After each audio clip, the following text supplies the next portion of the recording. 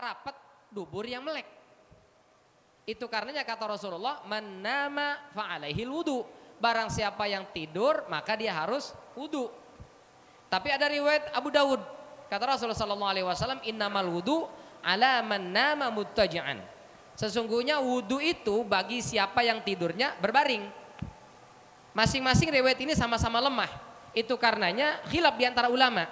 Sebenarnya tidur yang membatalkan wudu itu yang bagaimana? Kata Imam Malik, tidur yang membatalkan wudu itu kalau nauman amikon wa ghariqon, tidurnya sangat nyenyak.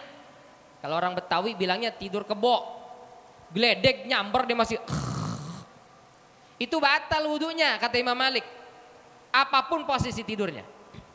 Tapi kalau tidurnya tidur ayam, mata sih merem dia. Tapi kalau dia ngomongin melek sebelah, lu ngomongin gua ya, nah, ini tidur ayam. Ini nggak batal wudunya kata Imam Malik, apapun bagaimanapun kondisi tidurnya. Itu dalam mazhab Maliki. Kalau kata Imam Syafi'i, posisi yang dilihat. Kalau tidurnya dalam posisi julusan mutamakkinan, duduk mantap, mohon maaf, duburnya menempel ke tempat duduk, maka itu tidak membatalkan wudhu meskipun tidurnya tidur kebo. Kalau posisinya duduk nggak batal. Kata siapa nih? Imam Syafi'i. Tapi kalau udah mohon maaf diangkat sedikit miring, batal. Senderan batal, apalagi tengkurap, apalagi nungging, batal itu dah. Nah, alhamdulillahnya di Indonesia kita mayoritas menganut mazhab Syafi'i, sehingga Jumatan aman. Kalau mazhabnya Maliki Pak, oh kacau itu. Apalagi tempat wudunya jauh ini, lumayan. Jumatan khotib baru assalamualaikum warahmatullahi wabarakatuh, dia udah sampai kelar khutbah, dia nggak dengar tuh khutbah. Allahu Akbar, bangun. Hah, udah selesai ya? Ini tidurnya tidur ayam apa kebo ini? Tidur kebo. Sampai pas bangun kesemutan. Ada. Wudu lagi nggak tuh? Nggak wudu, tempat wudunya jauh sana Pak. Kenapa? Syafi'i Ustaz, mazhab Syafi'i tidurnya tadi duduk aman. Kalau mazhabnya Maliki, wudu dia ke sana tuh. Karena tidurnya sangat nyenyak. Itu mazhab Syafi'i. Kalau Abu Hanifah dan Imam Ahmad, kalau tidurnya dalam salah satu posisi sholat, nggak batal wudunya. Misalnya lagi taraweh atau sholat zuhur, ngantuk kita, Allahu Akbar, imam bacaannya panjang, sekarang ngantuk, batal nggak wudunya? Nggak batal. Kenapa? Karena dia tidur dalam posisi sholat. Bahkan ketika sujud, Allahu Akbar, sujud, dia sujud. Imam sudah bangun, Allahu Akbar, masih sujud.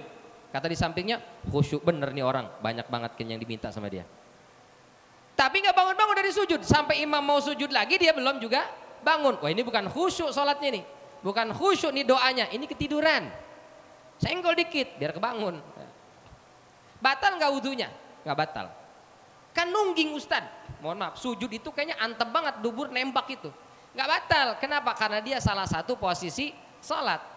Coba perhatikan bapak-bapak, ini kalau kita sujudnya benar, perut ini ngunci dia, angin nggak keluar. Meskipun posisi sujud, ngunci dia, nggak batal wudunya. Kata Imam Ahmad dan Abu Hanifah. Apalagi ada riwayat Rasulullah SAW itu kalau sujud itu jauh ke depan. Lambungnya itu jauh antara kedua paha beliau. Jadi begini. Sehingga kalau ada anak kambing lewat di bawah perut itu bisa lewat. Hadis ini menunjukkan kesempurnaan sujud. Tapi mohon maaf Bapak Ibu yang dirahmati oleh Allah Subhanahu wa taala, hadis ini belum tentu bisa kita copy paste plek ketiplek. Rasul sallallahu alaihi wasallam kenapa bisa sujud begitu? Karena beliau posisinya di depan sebagai imam. Aman, gak ada masalah. Tapi kalau kita posisi sebagai makmum, kondisi padat, banyak jamaah, jangan memaksakan sujudnya begini. Kasihan samping kanan kiri kita, kehabisan lapak di sujud begini Pak. Kesempitan sama kita. Kalau hatinya legowo nggak ada masalah. Tapi kalau begitu dia sujud kesempitan, waduh lapak gue diambil. Rokat kedua gue bales loh. Akhirnya begitu rokat kedua, Allahu Akbar. Hah, mau apa? Berantem Pak, ribut gara-gara sujud doang. Maka lihat situasi dan kondisi, jangan maksakan. Ini ada hadisnya, memang ada hadisnya, tapi lihat situasi dan kondisi. Sama seperti, mohon maaf, merapatkan saf. Hadisnya sahih, riwayat Imam Bukhari. Dari Anas bin Malik. Kata Anas bin Malik, Rasul itu setiap kali mimpin sholat, sebelum mulai takbiratul ihram, lihat dulu ke belakang. Habis itu dia bilang, sawu sufufakum, lurus rapatkan saf kalian. Fa inni arakum min wara'i zahri, karena saya bisa lihat kalian dari belakang punggung saya, kata Rasulullah. Lalu apa kata Anas bin Malik? Karena Rasul bilang lurus rapatkan saf, wa kana ahaduna. Lalu ada di antara kami salah seorang aja, bukan semua. Ahaduna, salah satu di antara kami, yulziqu mankibahu ila mankibi sahibihi wa qadamahu ila qadami sahibihi. Dia menempelkan punggung, bahu dan juga tumit ke bahu dan tumit rekannya, nempel. Ini hadisnya sahih, riwayat Imam Bukhari. Berapa orang yang melakukan itu? Satu, kata Anas bin Malik. Sahabat yang salat sama Rasul banyak. Berarti kalau ada jamaah yang mau menempelkan bahu dengan tumit ke rekannya, itu sesuai sunnah, boleh, nggak ada masalah. Tapi kalau ada orang yang nggak mau, jangan dipaksa. Karena mohon maaf, ada sebagian orang begitu kita tempelin kaki kita ke dia, sama dia ditarik. Emang gue cowok apakah? Gitu. Dia risih nempel dengan cowok, sesama cowok, ditarik sama dia. Itu kalau dia ditarik nggak mau nempel, nggak usah dipaksa, jangan diikutin. Nanti sama dia diinjak, berantem lagi, Pak. Jadi ada hadis, itu kita lihat situasi dan kondisi. Itu karenanya Syekh Shalih Al-Utsaimin mengatakan merapatkan saf, menempelkan bahu dan tumit itu masyru', memang ada syariatnya. Tapi paling enggak di awal saf saja, di awal sholat saja untuk merapatkan saf dan merapikan saf. Tapi memaksakan dari takbiratul ihram sampai tahiyat mesti nempel terus, itu kata beliau mubalaghatun fis shalah. Itu berlebihan dalam sholat. Jadi yang menempelkan sesuai sunnah, yang tidak menempelkan juga tetap sesuai sunnah. Selama jaraknya tidak terlalu renggang, nah itu baru. Taib. Jadi salafus saleh mereka itu menghidupkan malam-malam di bulan Ramadan dari Isya sampai subuh. Dan bukan hanya satu malam, tapi sampai selesai Ramadan itu. Masya Allah. Kita mungkin berat lah kalau sampai begitu ya. Ya paling enggak kita taraweh aja, Pak. Taraweh. Taraweh sampai jam berapa sih?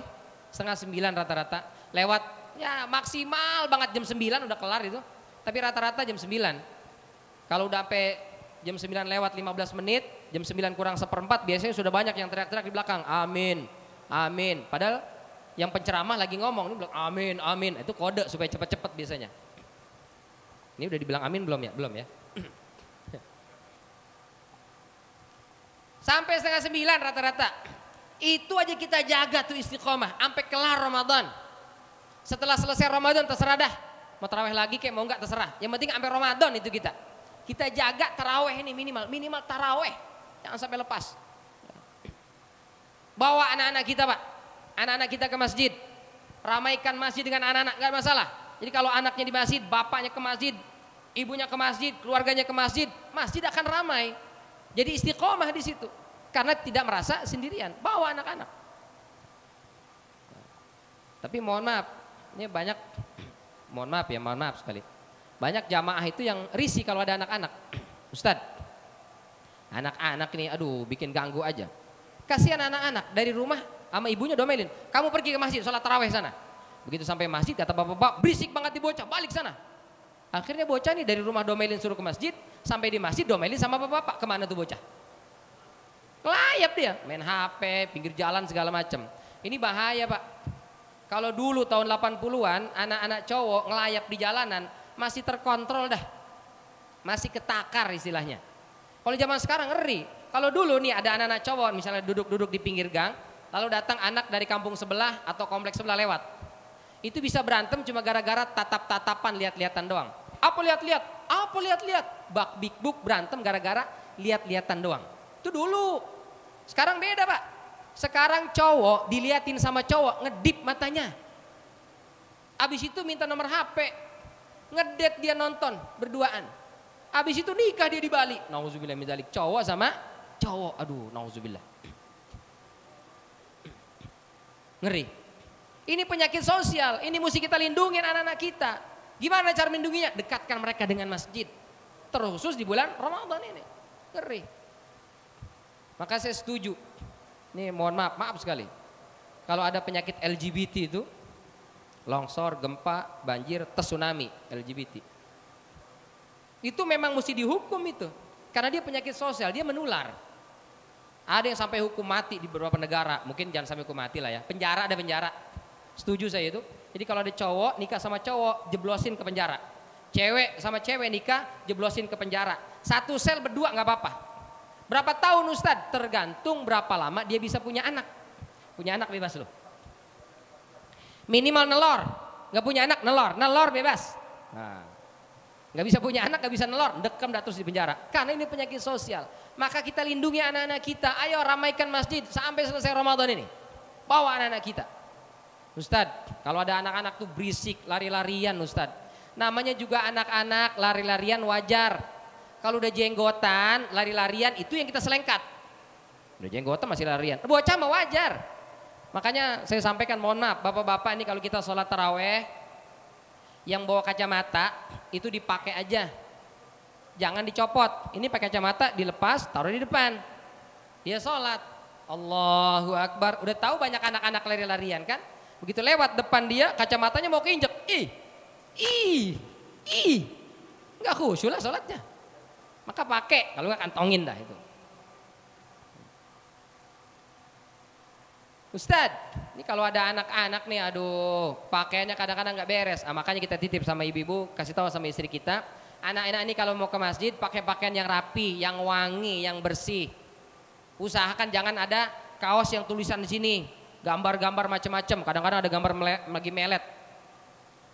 Bapak-bapak di depan, bocah dipeletin lagi nih semua bocah. Ya, nggak khusyuk.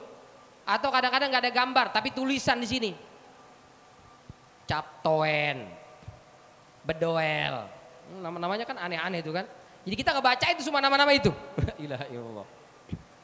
Apalagi zaman sekarang kadang kaos itu, orang Indonesia emang kreatif-kreatif banget sih. Dia tulis itu di belakang ini Pak, itu nggak kelar statementnya, lanjutannya di depan di sini, kan bikin penasaran ya. Kita lagi sholat, ngebaca tulisan di kaos di depan itu, di belakang. Cintailah seseorang cukup dengan sepenuh hati, jangan dengan segenap jiwa. Karena lanjutannya ada di depan. Lah ilah apa sih lanjutannya? Penasaran kita tuh ya. Begitu selesai sholat, sini tong apa tong?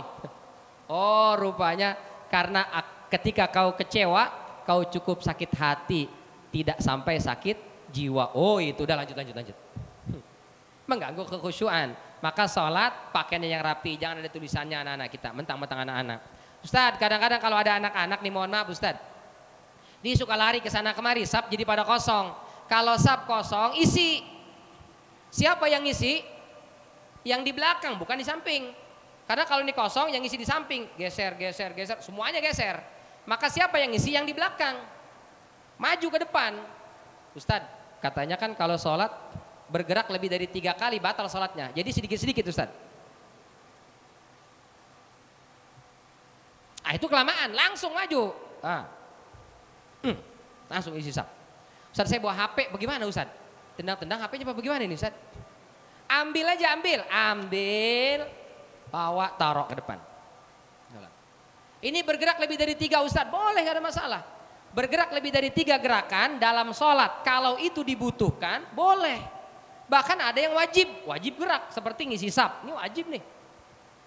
Apalagi misalnya salah kiblat. Bapak-bapak mungkin pergi kemana, masuk waktu sholat, nyariin mana sih arah kiblat. Ini saya kalau nggak ada ini nggak tahu juga nih kiblat kemana nih. Bingung, kayaknya kesini kiblat. Akhirnya sholat dia. Allahu Akbar. Nggak lama datang akamsi. Apa akamsi? Anak kampung situ. Kan tahu dia kiblat kan? Kita lagi sholat datang dia. Pak, itu salah kiblat. Wajib nggak kita bergerak? Tar dulu. Ya, ini ngasih tahu mesti jelas. Jangan. Pak salah kiblat, iya yang benar kemana? Lagi sholat ini. Jadi kalau ngasih tahu yang jelas, Pak salah kiblat, yang benar ke kanan. Nah dia kan muter ke kanan gitu. Pak yang benar ke kiri, Pak yang benar itu malah di belakang, oh di belakang gitu. Tapi kalau Pak salah kiblat, iya yang benar kemana? Nah itu mesti kasih tahu jelas. Jadi boleh kita bergerak, kalau gerakan itu dibutuhkan, gak ada masalah. Isi sap. Bahkan sampai Rasul kasih garansi, man sadda furjatan fis shalah, barang siapa yang mengisi sap yang kosong ketika salat, banallahu lahu baitan fil jannah, Allah akan sediakan untuknya rumah di surga. Masya Allah. Ngisi sap yang kosong, Allah sediakan rumah di surga oleh Allah Subhanahu wa taala. Untuk siapa? Untuk kita yang isi saf. Boleh bergerak, boleh. Maka kita jaga nih semangat Ramadan ini. Minimal taraweh aja. Kita nggak bisa qiyamul lail sepanjang malam. Minimal taraweh aja kita. Taraweh jangan sampai lepas. Taraweh sampai kelar bareng imam. Kata Rasulullah sallallahu alaihi wasallam, barang siapa yang sholat bareng imam hatta yansorib, sampai kelar tuh imam, kutiba lahu qiyamul lailatin, akan dicatatkan oleh Allah Subhanahu wa taala qiyamul lailatin, sholat satu malam full. Padahal dia sampai setengah 9 doang. Pulang sampai rumah tidur ngorok, bangun-bangun sahur. Itu sama malaikat ditulis lagi sholat, lagi sholat, lagi sholat, lagi sholat, lagi sholat, sahur. Gitu. Syaratnya apa? Sholat berjamaah sama imam sampai selesai. Maka jangan pulang duluan. Ah, tinggal witir doang Ustadz. Witir masih juga bisa. Saya di rumah aja. Nah, ini belum dapat keutamaan karena hadisnya Rasulullah mengatakan hatta yansarif, sampai selesai imam. Jadi tunggu sampai selesai. Tapi saya pengen tahajud Ustadz di rumah. Bagaimana nanti witirnya? Nggak usah pakai witir. Kalau kita sudah witir bareng imam, nanti di rumah nggak usah witir lagi. Tahajud aja silakan tanpa witir, nggak ada masalah. Istiqomah kita jaga. Memang yang berat itu istiqomah Pak. Kalau ringan namanya istirohah. Duduk, senderan, selonjoran, ngorok dah, itu gampang. Tapi istiqomah butuh perjuangan. Sampai-sampai baginda sallallahu alaihi wasallam pernah ditanya oleh Abu Bakar, ya Rasul laqad syibta, kata Abu Bakar. Ya Rasul, aku lihat engkau sudah beruban ya Rasul. Padahal kata Abu Isa At-Tirmidzi dalam Syama'il Muhammadiyah itu, jumlah uban Rasulullah itu dari rambut dengan jenggot beliau enggak lebih dari 20 lembar Pak. Kita udah berapa lembar ubannya? Kayaknya banyakan kita ubannya sama Rasulullah ya. Rasul enggak lebih dari 20 lembar ubannya. Dalam Syama'il Muhammadiyah Abu Isa At-Tirmidzi menulis. Abu Bakar nanya, laqad syibta ya Rasulullah. Ya Rasul, aku lihat rambutmu sudah beruban. Apa jawab Rasul? Syayabatni Hud wa akhwatuha. Yang membuat rambutku beruban adalah surat Hud. Kenapa bukan Al-Baqarah? Masya Allah. Kalau bapak-bapak kira-kira yang membuat rambut beruban surat apa? Surat tagihan belanja Ustadz. Apa kata Rasulullah? Surat Hud. Kenapa Abu Bakar tanya Rasul beruban? Mohon maaf sekali. Secara umum uban identik dengan beban. Orang semakin banyak beban, semakin banyak uban. Makanya anak-anak tuh jarang yang punya uban. 1, 2 kalau pernah ada. Rata-rata anak-anak belum ada uban. Kenapa? Hidupnya gak ada beban. Siapa yang sudah mulai beruban? Yang punya cicilan rumah, cicilan mobil, cicilan motor, bini 2, apalagi lebih tuh dari itu. Wah, itu ubannya banyak tuh. Kenapa? Beban. Uban identik dengan beban. Meskipun gak semuanya ya, gak semuanya. Tapi identiknya begitu. Maka Abu Bakar tanya, apa yang membebanimu ya Rasul sampai keluar uban di rambutmu? Apa jawab Rasulullah? Syayabatni Hud wa akhwatuha. Yang membuat rambutku beruban adalah surat Hud. Kok bisa surat Hud membuat Rasul beruban? Padahal Al-Baqarah lebih banyak ayatnya daripada surat Hud. Ternyata yang membuat Rasul terbebani bukan jumlah ayatnya. Tapi ada satu ayat dalam surat Hud, bahkan oleh Rasulullah terasa berat mengamalkannya. Ayat berapa itu? 112. Kata Allah, fastaqim kama umirta. Istiqomahlah engkau sebagaimana diperintahkan. Ini yang berat, butuh perjuangan. Kalau sekedar taraweh, semua kita bisa taraweh. Semua bisa. Buktinya malam pertama masjid membludak sampai keluar-luar. Tapi terus setiap malam taraweh sampai selesai Ramadan, enggak semua bisa. Ada yang baru malam ketiga muntaber. Mundur tanpa berita, tahu-tahu udah hilang dari masjid. Baru malam ketiga. Istiqomah itu yang berat. Tahajud semua kita bisa tahajud Pak. Tapi tiap malam tahajud enggak semua kita bisa. Baca Quran semua kita bisa baca Quran. Tapi tiap hari baca Quran enggak semua kita bisa. Itulah butuh istiqomah. Ya, istiqomah. Maka orang-orang yang bisa istiqomah itu garansinya luar biasa dalam surat Fussilat ayat 30. Innalladzina qalu rabbunallah tsumma istaqamu tatanazzalu alaihimul malaika alla takhafu wa la tahzanu wa absyiru bil jannati allati kuntum tu'adun. 4 yang dapat nih. Orang-orang yang mengatakan Tuhan saya Allah, maksudnya dia mengerjakan perintah-perintah Allah, tsumma istaqamu, kemudian dia istiqomah. Apa yang dia dapat? Pertama, tatanazzalu alaihimul malaika. Malaikat akan selalu turun kepada dirinya. Memang mayoritas ahli tafsir mengatakan turunnya malaikat ini Pertama, inda sakratil maut, ketika sakratul maut. Yang kedua, indal mahsyar, di padang mahsyar. Yang ketiga, di surganya Allah Subhanahu wa taala. Tapi sebagian ulama, di antaranya Ad-Dhahhak di Indonesia diikuti oleh Buya Hamka. Dalam tafsirnya, tatanazzalu alaihimul malaika, itu dalam hidup keseharian saja, itu malaikat akan turun menyertai orang-orang yang istiqomah. Jadi kalau kita istiqomah dalam ketaatan, malaikat selalu membersamai kita, Pak. Ada orang memiliki rencana jahat, ada orang mau memusuhi kita, ada orang mau mencelakakan kita. Malaikat yang jadi dekengan kita, malaikat yang jadi bodyguard kita, malaikat yang menjaga dan melindungi kita. Kapan? Ketika kita istiqomah. Masya Allah. Ya, luar biasa tuh. Malaikat yang mendampingi kita. Kita kalau bayar security, bayar orang, berapa sih dia sanggup menjaga kita? 24 jam? Tapi kalau malaikat bisa tuh. Nah, itu beda tatanazzalu dengan tanzilu ya. Dalam Al-Qur'an itu ada turun, itu ada tanazzala, ada nazala, ada anzala, ada nazzala. Yang satu pakai tasydid, yang satu tanpa tasydid. Nazala, anzala, yang satu nazzala, tanazzala. Yang pakai tasydid itu artinya turunnya berkali-kali atau dalam jumlah banyak. Maka orang yang istiqomah, malaikat ini turun berkali-kali datang kepada dirinya. Yang pertama tadi kalau kata Buya Hamka, dalam keseharian kita kalau istiqomah, malaikat akan datang menemani kita. Yang kedua, ketika sakratul maut, sedang sakratul maut menghadapi kematian, malaikat datang, kata Imam Al-Qurtubi, dia membawa semacam layar besar lalu memperlihatkan nasib kita besok di surganya Allah Subhanahu wa taala. Sakratul maut, dicabut ruh kita dari jasad, tapi diperlihatkan besok nasib kita di surga. Maka kata malaikat, sampaikan wahai malaikat, kata Allah kepada malaikat, sampaikan wahai malaikat kepada hambaku yang istiqomah ini, la takhafu, jangan kamu takut menghadapi kematian, wala tahzanu, jangan kau sedih keluarga sanak famili yang kau tinggalkan. Wa absyiru bil jannah allati kuntum tu'adun, kasih janji dia surga yang telah disiapkan oleh Allah untuk mereka. Masya Allah, luar biasa tuh. Itu kalau pendapat pertama tadi. Pendapat kedua, turunnya malaikat itu dalam keseharian kita, sehingga malaikat itu selalu menanamkan kepada kita la takhafu wa la tahzanu, jangan takut, jangan sedih. Semua problematika kehidupan kita, Pak, muaranya dua, takut dan sedih. Apa itu takut? Rasa khawatir atas sesuatu yang belum terjadi. Dia belum terjadi tapi udah takut duluan, itu takut namanya. Sedih atas sesuatu yang sudah berlalu, itu namanya hazin atau sedih. Al-haznu, sedih. Ada orang dia ketakutan terus, kerjanya nggak fokus. Kenapa sih? Saya takut salah, saya takut nggak benar laporannya, saya takut nggak beres kerjaannya. Padahal belum dikerjain, udah takut duluan, nggak beres jadi kerjanya.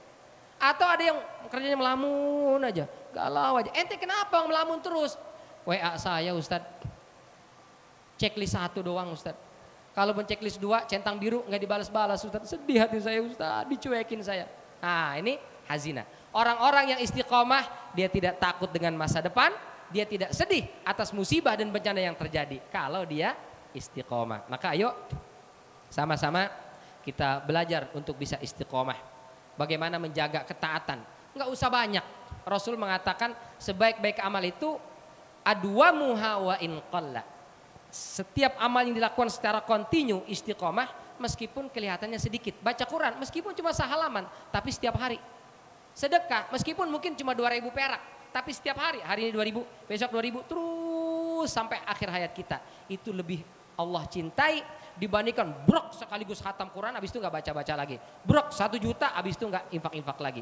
Mendingan sedikit tapi terus istiqomah. Mudah-mudahan kita semua termasuk hamba-hamba yang istiqomah, dijaga oleh Allah Subhanahu wa taala, dilindungi dari berbagai macam mara bahaya dan musibah. Maka hidup kita tenang, hidup kita aman, damai. Ketika sakaratul maut datang menghampiri kita, kita menghadapi kematian dengan senyuman insya Allah. Ini barangkali yang bisa kami sampaikan. Mohon maaf apabila ada kekeliruan dan kekurangan.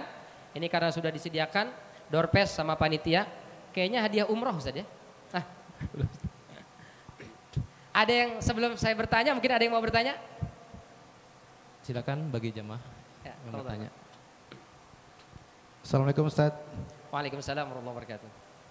Pertanyaan saya yang tadi 3 gerakan sholat membatalkan sholat itu, apakah itu ada hadisnya gitu Ustaz? Yang saya tahu itu tidak ada nominalnya, yang ada itu banyak gerakannya. Yang 3 itu saya belum, mohon pencerahannya untuk saya, yang 3 itu apakah ada? hadisnya Ustaz. Terima kasih. Ya, itu tidak ada hadisnya. Itu bukan hadis, itu adalah qaul ulama. Untuk menjaga kekhusyuan salat kita, maka para ulama mengatakan, di antaranya di Abu Syuja itu dikatakan tidak bergerak di luar gerakan salat lebih dari 3 kali. Untuk apa? Dalam rangka menjaga kekhusyuan. Itu diambil dari dalil-dalil umum saja. Seperti misalnya lagi salat, ada sahabat zaman itu kan pasir itu, lantai itu kan pasir, gak karpet atau marmer kayak kita sekarang. Jadi kalau ada sujud, nanti begitu angkat dari sujud ada pasir nempel, diusap. Nanti sujud nempel lagi, diusap. Maka kata Rasulullah, fala tamsahil hasa. Lagi sholat jangan ngusap yang nempel di kening, biarin aja udah. Fa inna rahmata tuwajihuhu, karena rahmat Allah sedang turun kepada dia. Tapi ini ketika sholat, kalau sudah selesai sholat, jangan selesai sholat pulang masuk ke kantor kata temannya, bro itu apa di kening bro? Rahmat Allah sedang turun. Tadi lagi sholat, sekarang udah enggak. Jadi itu bukan hadis, maka itu saya sampaikan larangan bergerak lebih dari 3 gerakan di luar gerakan sholat dalam sholat itu tidak baku karena dia bukan hadis mendapat para ulama. Dan ada gerakan-gerakan yang justru dibutuhkan, kayak matiin handphone. Dia bawa handphone, padahal imam sudah bilang tolong matikan silent handphonenya. Dia sholat, handphone masih bunyi aja, ada yang nelpon. Udah gitu mohon maaf, ringtone-nya nada deringnya dangdut lagi. Sakitnya tuh di sini. Satu masjid kita terganggu sholatnya. Sama dia didiamin aja. Kenapa? Takut bergerak lebih dari 3 gerakan Ustaz. Gerak itu butuh, itu mah harus ambil, matikan. Jangan diambil, oh iya Pak lagi sholat Pak, batal sholatnya. Tape, itu ya. Ya. Satu lagi. Ya. Satu lagi Ustaz. Kita kalau sholat tarawih itu mendapatkan keutamaan bersama imam sampai selesai. Seperti sholat 1 malam. Kalau sholatnya kita di tempat imam yang melakukan 23 rakaat, kita mau melakukan sholat yang 11 rakaat, apa yang harus kita lakukan? Apakah menunggu atau seperti apa Ustaz? Terima kasih. Ya. Yang afdal kita bareng sampai kelar, ikut imam. Kayak di Masjidil Haram. Masjidil Haram berapa rakaat tuh? 11 sama 23? Ya? 23 di Masjidil Haram. Itu kita nggak 11 langsung pulang sampai kelar. Itu afdolnya. Jadi kalau kita sholat di masjid, imam sampai 23 afdolnya sampai kelar. Ya. Ustaz, saya kok lebih serg dengan dalil yang mengatakan 11. Saya 11 aja Ustaz, mohon maaf tidak ikut sama imam. Ya boleh. Tapi kalau mau dapat keutamaan hadis tadi, maka tunggu sampai imam witir lalu kita ikut. Kelamaan Ustaz sampai setengah 10, saya pulang aja. Ya boleh juga, nggak berdosa. Cuman tidak dapat keutamaan hadis tadi. Gitu. Maka solusinya gimana? Cari masjid lain yang jumlahnya 11 rakaat, itu lebih aman. Gitu. Tapi jangan cari yang cepat. Nah, 23 sih, cuma 7 menit. Itu aja kayaknya dah. Itu kacau ya. Nah, karena nggak ada tumak ninah, jangan-jangan nggak diterima ibadahnya. Nauzubillah dzalik. Baik, itu barangkali Pak? Ya. Ustaz, ya. mau nanya. Masih mencin Bapak yang tadi. Ya. Untuk ketentuan selesai imam itu sampai doa-doa segala macam atau pas sampai sholatnya aja Ustaz? Sampai sholat aja. Sholat aja. Sampai Berarti sholat, setelah sholat kalau sudah zikir selesai, doa enggak? Enggak perlu ya? Enggak. Kita boleh pulang ya? Iya boleh pulang. Siap, Jadi sampai makasih. selesai sholat maksudnya. Siap. Makna yang sorib dalam sholat itu maknanya adalah salam. Assalamualaikum itu maknanya yang sorib. Ya. Ada lagi? Cukup? Udah 2, hadiahnya berapa nih? Ada 3. Berarti satu lagi pertanyaan. Ya. Surat apa, ayat berapa yang menjelaskan tentang istiqomah?